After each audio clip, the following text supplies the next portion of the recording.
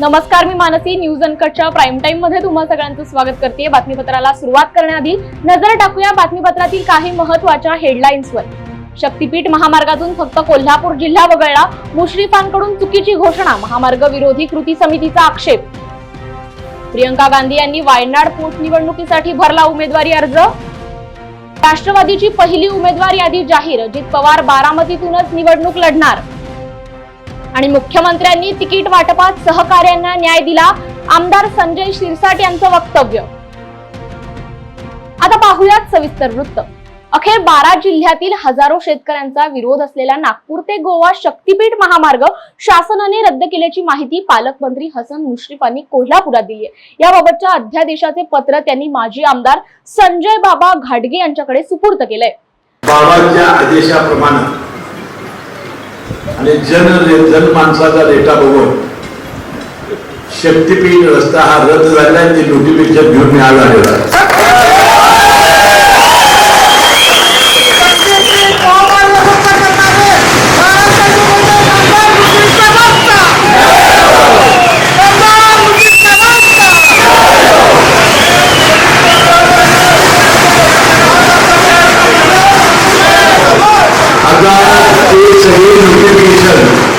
बाबांना सुरू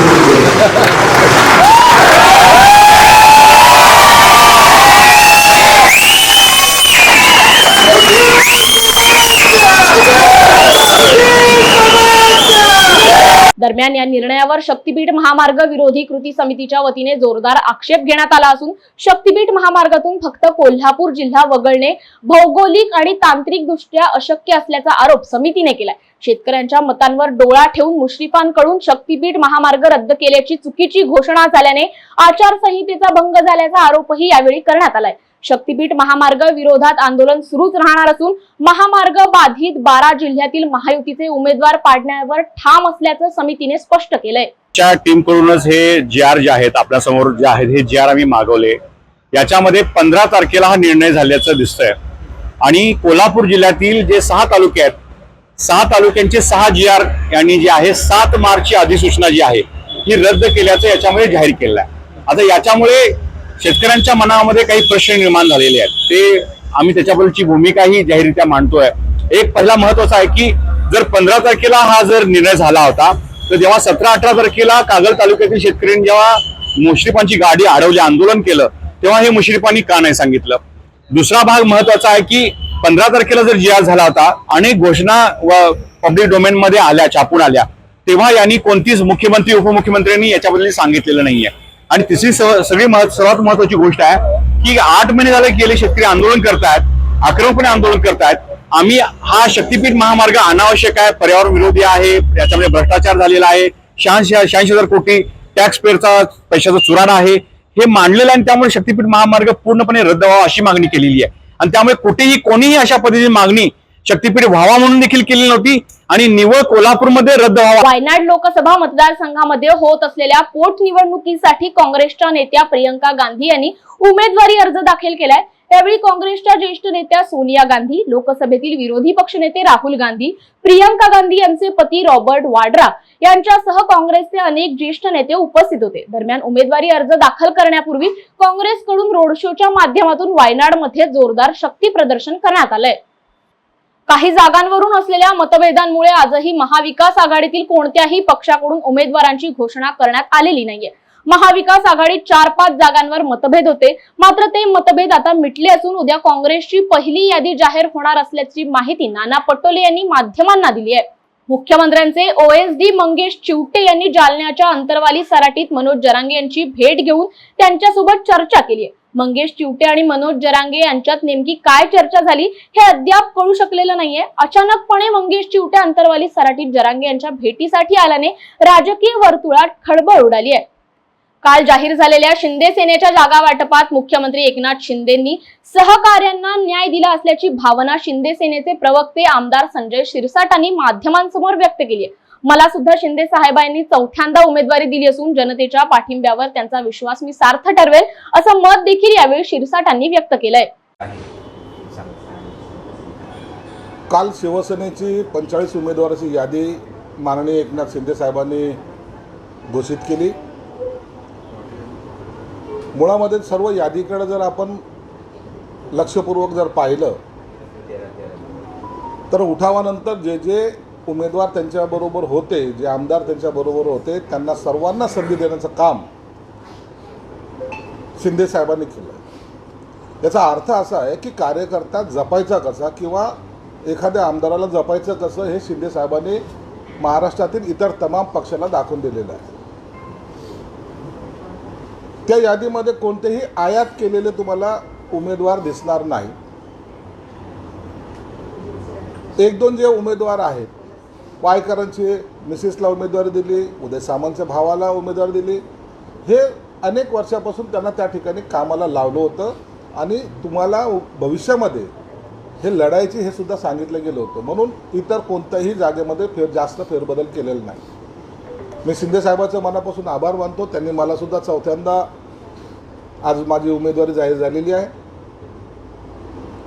मतदारसंघातील असलेलं काम शिंदे साहेब जसं म्हणतात की टीकेला उत्तर आम्ही कामातून देऊ, त्याच पद्धतीने माझ्या मतदारसंघामध्ये मी केलेली कामं असतील, लोकांशी असलेले संबंध असतील, त्या मतदारांच्या विश्वासाला मी जर पात्र ठरलेलो असेल तर निश्चितच माझा विजय हा पक्का आहे.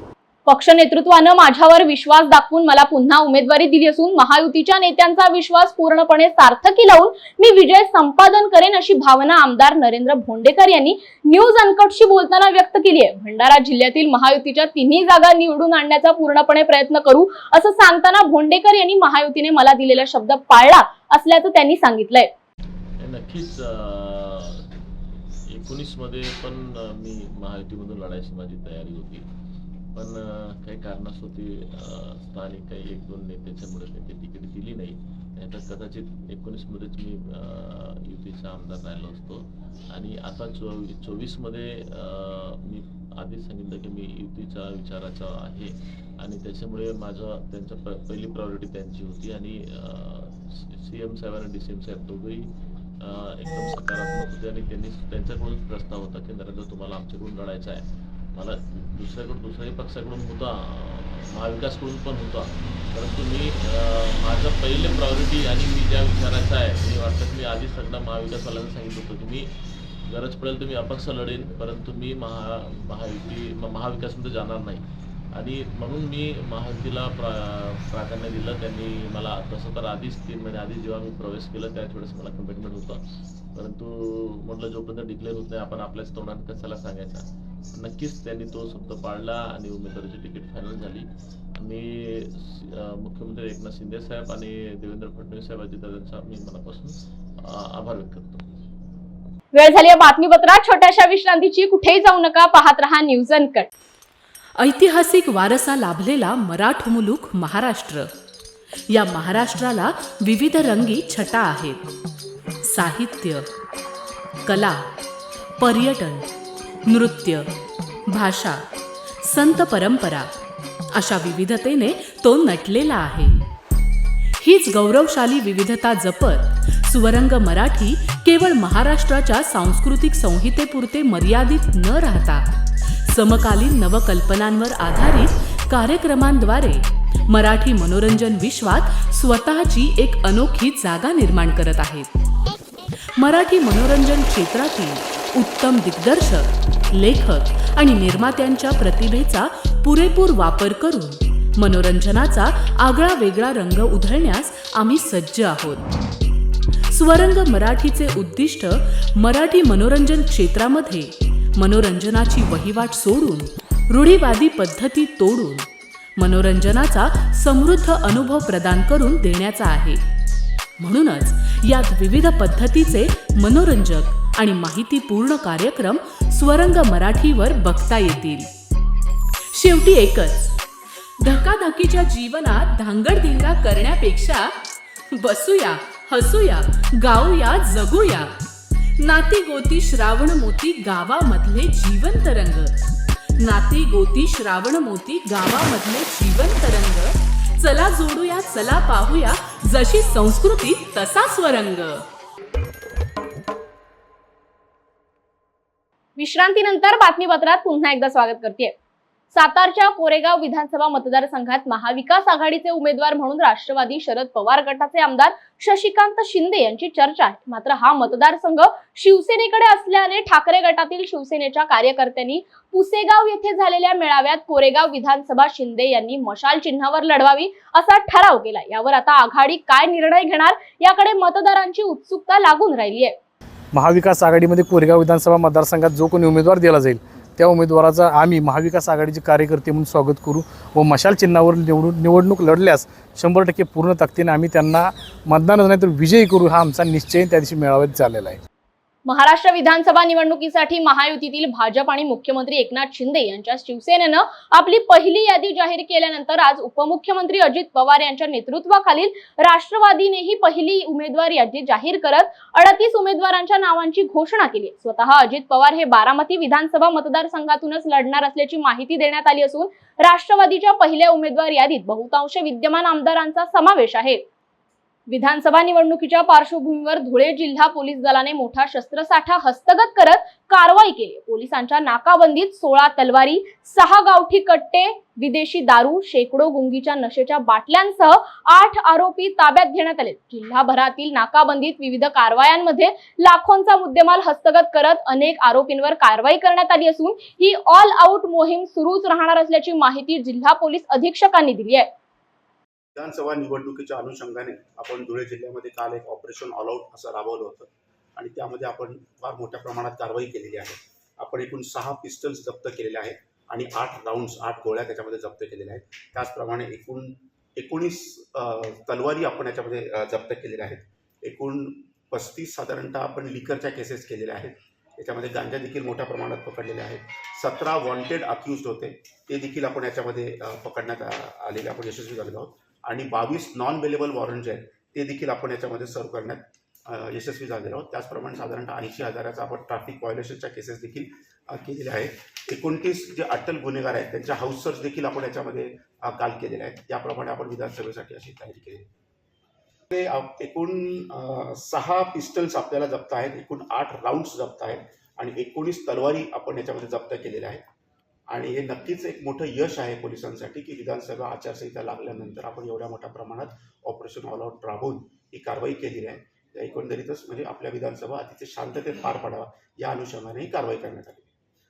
बाबा सिद्दीकी यांच्या हत्येनंतर लॉरेन्स बिश्नोईची टोळी पुन्हा चर्चेत आली आहे। दरम्यान बिश्नोई गँगकडून काँग्रेस नेते राहुल गांधी आणि MIM नेते ओवैसी यांना फेसबुकवरून धमकी देण्यात आल्याने खळबळ उडाली असून या प्रकरणी पोस्ट करणाऱ्यावर गुन्हा दाखल करण्यात आलाय। वेळ झाली बातमीपत्रात छोट्याशा विश्रांतीची, कुठेही जाऊ नका, पाहत रहा न्यूज अनकट।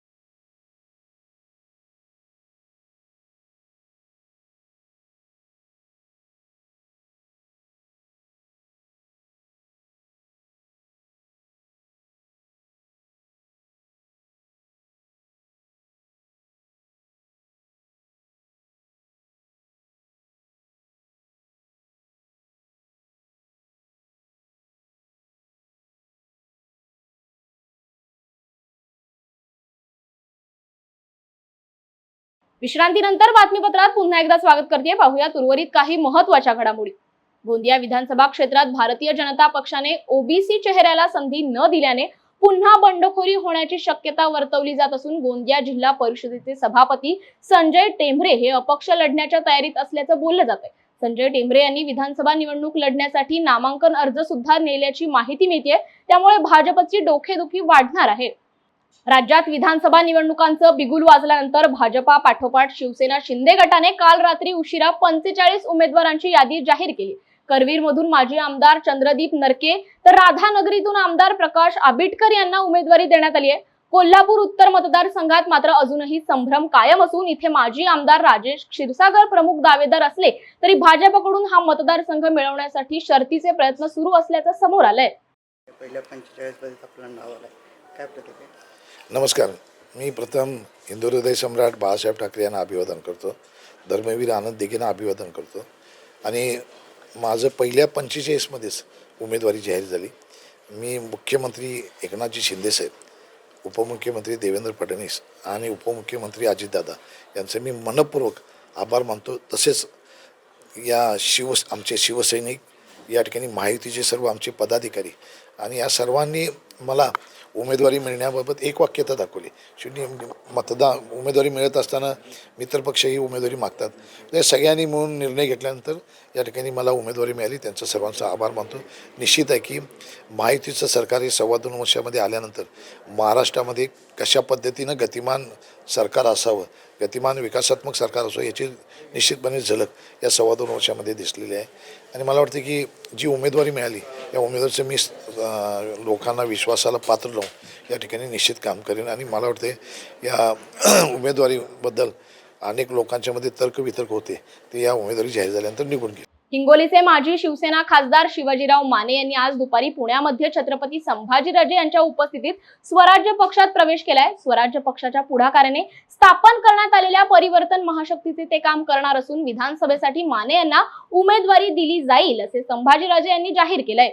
वेळ झाली या बातमीसह प्राईम टाइम मध्ये इथेच थांबायची. पाहत रहा न्यूज अनकट.